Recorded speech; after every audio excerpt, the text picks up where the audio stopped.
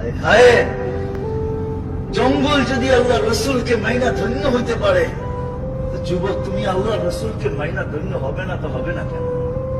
আল্লাহ রসুল বাহির হয়েছে বাথরুমের জন্য, পর্দা করার কিছু ছিল না।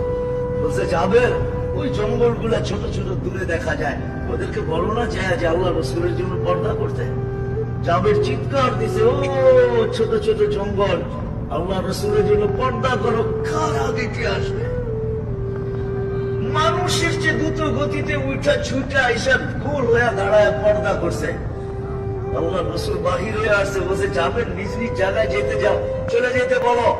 জাবের রাদিয়াল্লাহু তাআলা চিৎকার দিতেছে, দৌড়াইতেছে। সবাই বলতেছে দৌড়াও কেন? চুপ, পরে বলবো। যা বলছে চলে যাও তোমাদের জায়গায়। সবাই মানুষের মতো ছুটে যায়, নিজের জায়গায় বসা গেছে। জাবের জানি কি দেখা ফিরে আসছে, বলছে জাবের কি দেখলা? বলে আমি দেখতে চাইছিলাম এখানে আছে কি, ওয়াল্লাহি মা ওয়াজাদতু ইল্লা রাইহা, সুঘ্রাণ ছাড়া কিচ্ছু ছিল না। হায় হায় হায়।